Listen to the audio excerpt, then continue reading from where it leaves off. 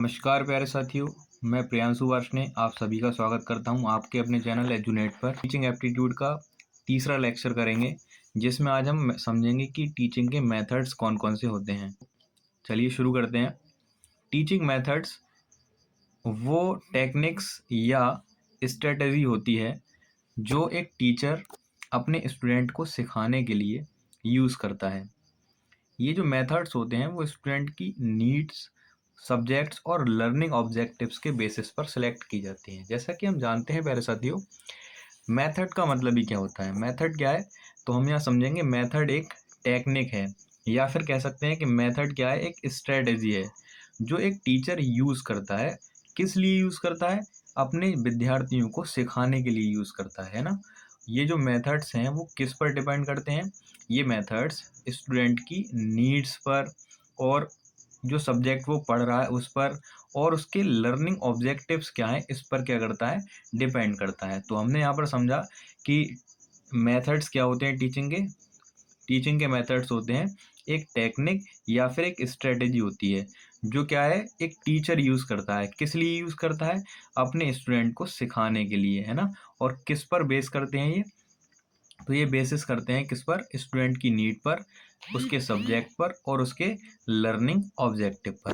प्यारे साथियों, इसमें हमने कुल 6 लेक्चर्स की बात करी, यानी 6 प्रकार के मेथड्स की बात करी, जिसमें आपकी जो विधि है या पहला जो मेथड है जिसको हम बोलते हैं लेक्चर मेथड, है ना, जिसको हिंदी में बोलेंगे हम व्याख्यान विधि। तो व्याख्यान विधि क्या होती है, उसमें हम उसको 3 पार्ट्स में डिवाइड करेंगे। उसकी डेफिनेशन क्या है, उसके फ़ायदे क्या हैं यानी एडवांटेज क्या है, और उसके डिसएडवांटेज क्या है, और लास्ट में हम कहेंगे कि ये किस सब्जेक्ट्स के लिए ज़्यादा बेस्ट रहेगी। तो समझते हैं डेफिनेशन से इसकी। डेफिनेशन समझें तो in this method the teacher delivers information and students listen. It is effective for theory based subject. यानी इस विधि में शिक्षक क्या करता है, जानकारी प्रदान करता है और छात्र सुनते हैं।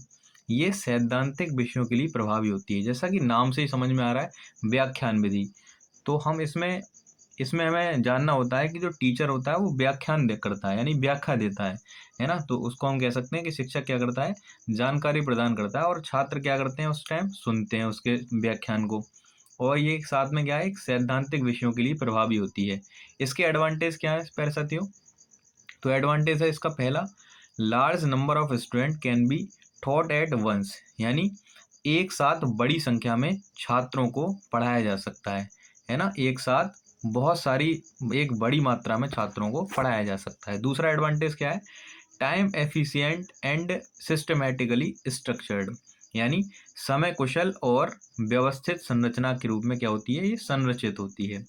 तीसरा क्या है, important topics and concept can be clearly explained. यानी महत्वपूर्ण विषयों और अवधारणाओं को स्पष्ट रूप से समझाया जा सकता है।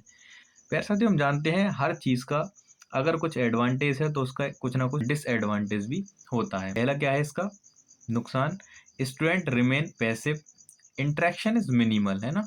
तो भाई इसमें हम जानते हैं कि जो लेक्चर मेथड है उसमें आपका शिक्षक क्या करता है, जानकारी प्रदान करता है और छात्र सिर्फ सुनते हैं।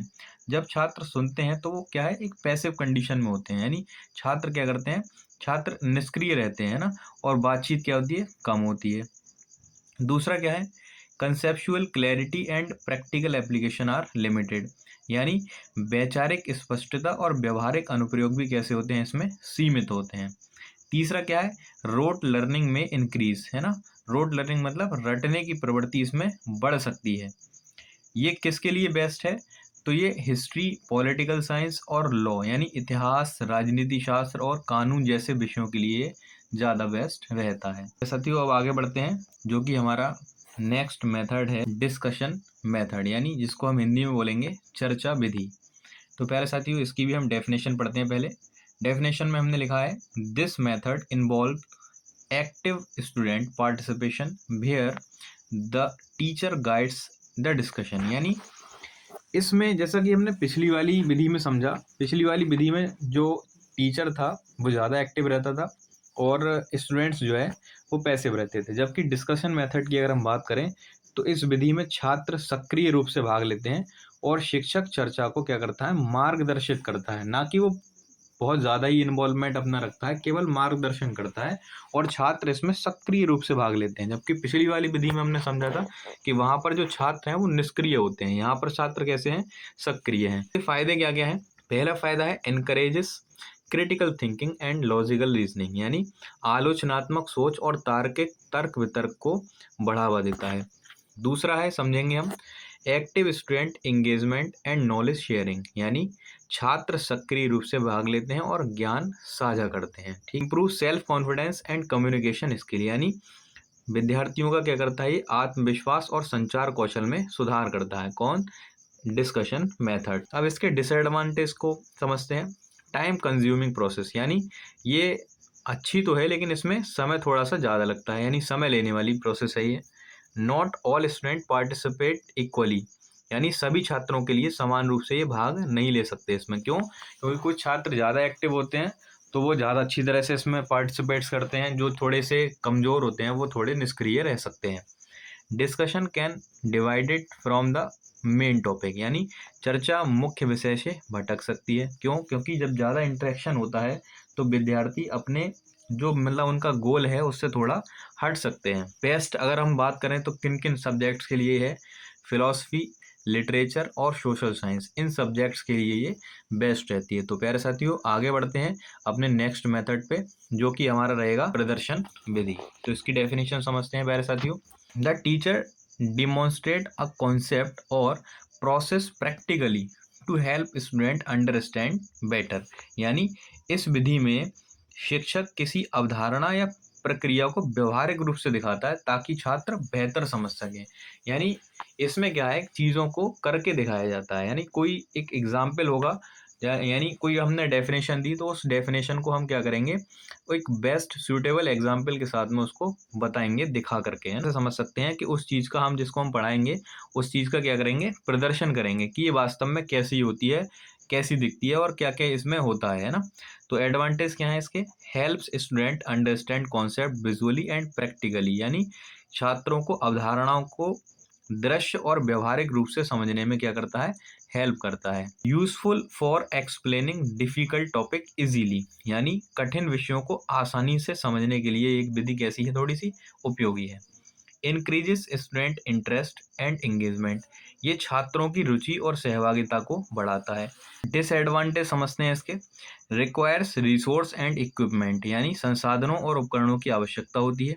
भाई जाहिर सी बात है, जब आप कुछ भी समझाएंगे तो उसमें हमें संसाधन की आवश्यकता पड़ेगी और थोड़े उपकरणों की आवश्यकता पड़ेगी। ये भी सीधी सी बात है, टाइम कंज्यूमिंग होती है, यानी समय ज़्यादा लेती है। Not suitable for all subjects, सभी विषयों के लिए उपयुक्त नहीं है। मतलब ये साइंस के लिए थोड़ी ज़्यादा अच्छी मानी जाएगी, क्योंकि अगर हम इसमें साइंस में कुछ ऐसी चीज़ें होती हैं जिनका एग्जाम्पल देना बहुत ज़्यादा ज़रूरी होता है। तो ये जो सब मतलब बेस्ट अगर हम बात करें तो ये साइंस, इंजीनियरिंग और मेडिकल साइंस के लिए थोड़ी सी बेस्ट रहती है। चलिए आगे बढ़ते हैं चौथे मेथड पर, जो कि है आपका केस स्टडी, यानी अध्ययन विधि। इसमें हम समझेंगे कि क्या क्या प्रोसेस होती है। तो सबसे पहले क्या आएगी इसकी definition. Student analyse real life situation and problems to find solution, यानी छात्र वास्तविक जीवन की स्थिति और समस्याओं का विश्लेषण करके समाधान निकालते हैं। यानी इसमें क्या करते हैं, वास्तव में जो हमारा जीवन चल रहा है उस जीवन में हम जो समस्याओं से घिरे हुए हैं और या जो हमारी स्थिति चल रही है उनका एनालिसिस करके उनका हम क्या करते हैं, सॉल्यूशन निकालते हैं। फायदे क्या क्या हैं इसके? Develops problem solving and decision making skill, यानी समस्या समाधान और निर्णय लेने की क्षमता को ये विकसित करता है। Provide practical exposure and real world application, यानी व्यवहारिक अनुभव और वास्तविक दुनिया का अनुप्रयोग क्या करता है, प्रदान करता है। तीसरा है encourage independent thinking and creativity, यानी स्वतंत्र सोच और संरचनात्मकता को क्या करता है, बढ़ावा देता है। डिसएडवांटेज की बात करें तो टाइम कंज्यूमिंग एंड कॉम्प्लेक्स, बहुत ज़्यादा कॉम्प्लेक्स होती है और समय लेने वाली होती है। Not all student can effectively participate, यानी सभी छात्र प्रभावी रूप से भाग नहीं ले पाते। Real world example are not always available, बिल्कुल सही बात है ये कि ऑलवेज जो है हमेशा वास्तविक दुनिया के उदाहरण उपलब्ध नहीं होते हैं। किन सब्जेक्ट्स के लिए ये बेस्ट रहती है?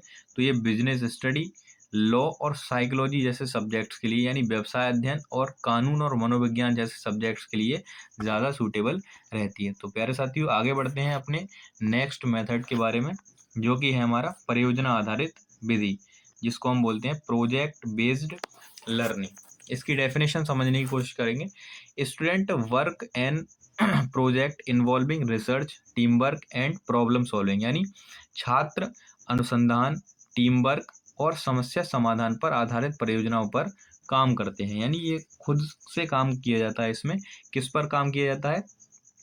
टीम वर्क में काम किया जाता है, एक रिसर्च के बेसिस पर काम किया जाता है, और किस लिए हम काम करते हैं? समस्या समाधान पर आधारित परियोजनाओं पर। इसके एडवांटेज क्या है? Enhance creativity and analytical skill, यानी रचनात्मकता और विश्लेषणात्मक कौशल को क्या करता है? ये बढ़ावा देता है। दूसरा है प्यारे साथियों, provide hand on practical experience, यानी व्यवहारिक अनुभव प्रदान करता है। Encourage team work and leadership skill, team work और नेतृत्व कौशल को बढ़ावा देता है। अगर हम 4 लोग आपस में मिलकर के काम करेंगे तो उसमें से एक लीडर होगा, तो जाहिर सी बात है ये एक नेतृत्व कौशल को क्या करता है? एनकरेज करता है, यानी बढ़ाता है। डिसएडवांटेज समझते हैं इसके। ये भी थोड़ी सी क्या है? टाइम कंज्यूमिंग, अतः समय लेने वाली है, और साथ साथ संसाधन गहन प्रक्रिया है। Not all student contribute equally, इसमें भी सभी छात्र समान रूप से योगदान नहीं दे पाते। डिफिकल्ट टू इवेल्यूट, यानी मूल्यांकन करना इसमें थोड़ा सा कठिन होता है। किस विषयों के लिए ज़्यादा सूटेबल है? तो इंजीनियरिंग, आर्किटेक्चर, रिसर्च स्टडी, यानी इंजीनियरिंग, वास्तुकला और अनुसंधान अध्ययन के लिए ये सूटेबल रहती है। तो प्यारे साथियों आगे बढ़ते हैं। कंक्लूजन क्या निकलता है हमारा? कंक्लूजन निकलता है कि every teaching method has its own advantage and limitation, है ना भाई। प्रत्येक शिक्षण विधि जो है वो अपने आप में अच्छी है और अपने आप में खराब है। तो बेस्ट कौन सी है? तो the best teaching method depends on the subject and student need. तो भाई बेस्ट कौन सी मानी जाएगी? सबसे अच्छी शिक्षण विधि वही होगी जो विषय और छात्रों की आवश्यकताओं पर निर्भर करती है। एक कॉम्बिनेशन ऑफ डिफरेंट मेथड, यानी blended learning is most effective. भाई सबसे ज़्यादा इफेक्टिव कौन सी रहेगी? तो सबसे ज़्यादा इफेक्टिव रहेगी विभिन्न विधियों का मिश्रण, यानी जिसको हम क्या बोल सकते हैं? ब्लेंडेड लर्निंग सबसे ज़्यादा प्रभावी होता है। ब्लेंडेड लर्निंग क्या होता है हम आगे कवर करेंगे किसी दिन। तो आज हमने ये सब कुछ सीखा, तो मैं आपसे फिर से रिक्वेस्ट करूँगा एक, कि हमारे जो चैनल है भाई उसको थोड़ा सा सब्सक्राइब करें और बेल आइकन ज़रूर प्रेस करें। और अगर वीडियो आपको पसंद आती है तो ज़रूर लाइक करें, और अपने जो जो भी आपके डाउट्स हैं, जो भी आपके सजेशंस हैं, वो आप कमेंट बॉक्स में ज़रूर दें। और ऐसे ही और वीडियोस को देखने के लिए हमारे चैनल को सब्सक्राइब